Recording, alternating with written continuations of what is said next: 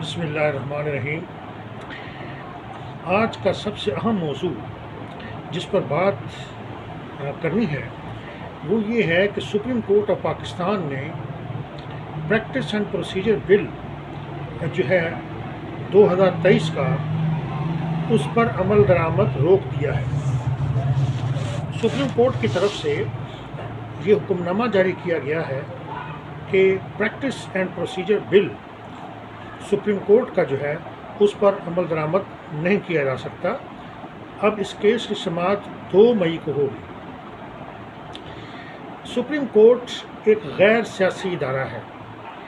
اس کا کام قانون کے تحت، آئین کے تحت فیصلہ کرنا ہوتا ہے۔ اس کا کام سیاسی امور میں مداخلت کرنا نہیں ہوتا۔ یہ ایک غیر سیاسی ادارہ ہوتا ہے۔ اس کے مقابلے میں جو پارلیمنٹ ہے وہ ایک سیاسی ادارہ ہے اور اس کا کام قانون بنانا یعنی لیجسلیشن کرنا اور قانون اور آئین بنانا ہے، قانون اور آئین مرتب کرنا ہے، قانون اور آئین کو مدون کرنا ہے، ترتیب دینا ہے، اس کو تشکیل دینا ہے۔ اس لحاظ سے دیکھا جائے تو پارلیمنٹ سب سے بالادست ادارہ ہے۔ برطانیہ میں پارلیمنٹ جو ہے اس کے بارے میں یہ کہا جاتا ہے کہ پارلیمنٹ اتنا پاورفل، اتنا با اختیار اور طاقتور ادارہ ہے کہ یہ مرد کو عورت اور عورت کو مرد بنا دے۔ یعنی یہ اتنا طاقتور ادارہ ہے کہ یہ کچھ بھی کر سکتا ہے۔ پاکستان میں بھی پارلیمنٹ کی بالادستی کا اصول موجود ہے اور پارلیمنٹ کو بالادست ادارہ کہا گیا ہے۔ یہ سپریم ادارہ ہے اور سیاسی ادارہ ہے، جبکہ دوسری طرف سپریم کورٹ ہے جو ایک خالصتاً قانونی ادارہ ہے۔ اس کا کام قانون کے تحت فیصلے کرنا ہے اور فیصلے پر عمل درآمد کرانا ایگزیکٹو کا کام ہے۔ مگر افسوسناک امر یہ ہے کہ سپریم کورٹ جو ہے وہ ایک سیاسی ادارہ بن چکا ہے۔ 7 جج صاحبان ایک طرف ہیں اور 8 جج صاحبان ایک طرف ہیں۔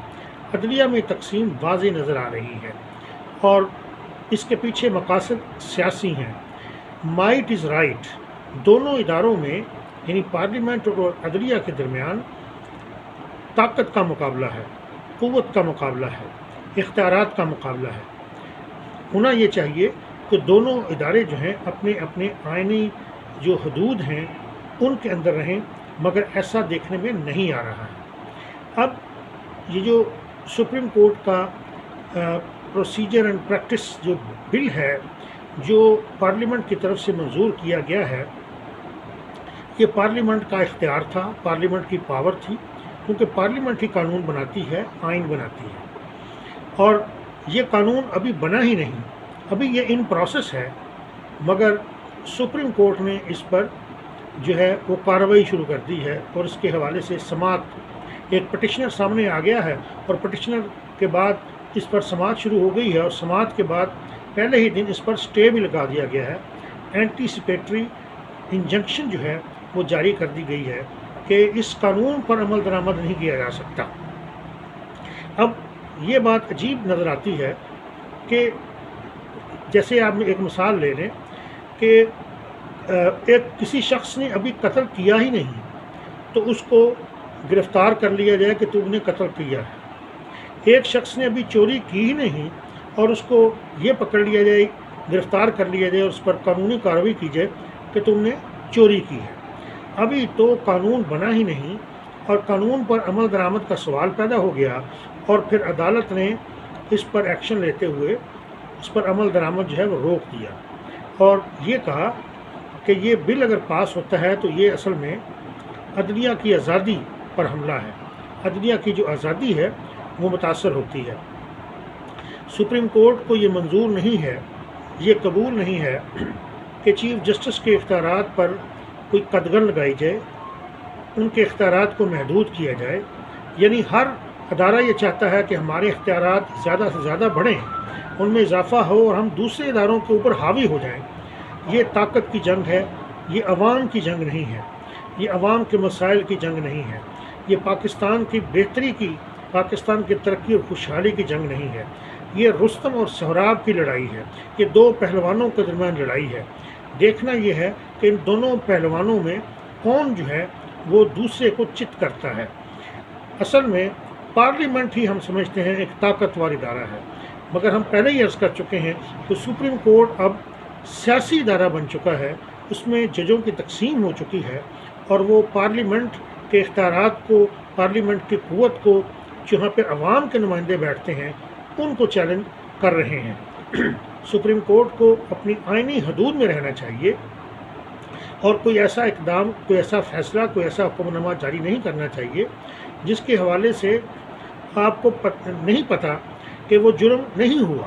آپ کو پتہ ہے، یہ نہیں کہ آپ کو پتہ نہیں ہے، آپ کو پتہ ہے کہ ابھی قانون تو بنا ہی نہیں، اور قانون جو ہے ابھی منظور جو ہے وہ امپلیمنٹ ہی نہیں ہوا۔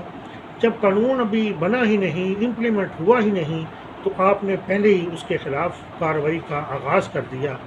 یہ جو ہے اس بات کا پیش خیمہ ہے کہ آئندہ جو ہے یہ دونوں اداروں کے درمیان تصادم جو ہے وہ بڑھے گا، کلیش بڑھے گا، اور اس کلیش کا جو نتیجہ ہے وہ کسی صورت میں بھی عوام کے حق میں نہیں ہوگا، پاکستان کے حق میں نہیں ہوگا۔ یہ دو بڑوں کی لڑائی ہے، یہ دو پہلوانوں کی لڑائی ہے، یہ رستم اور سہراب کی لڑائی ہے۔ دیکھنا یہ ہے کہ کون نیچے گرتا ہے اور کون فتح کا اعلان کرتا ہے۔ ان دونوں پہلوانوں میں سے کوئی بھی جیتے، شکست، ہار ہمیشہ عوام کی ہی ہوگی۔ ہاریں گے تو عوام ہی ہاریں گے، شکست ہوگی تو عوام ہی کو ہوگی، شکست ہوگی تو پاکستان ہی کو ہوگی۔ ان دونوں اداروں کا کچھ نہیں بگڑ رہا، کیونکہ یہ دونوں ادارے پاکستان کو اور عوام کو نقصان پہنچانے کے در پہ ہیں۔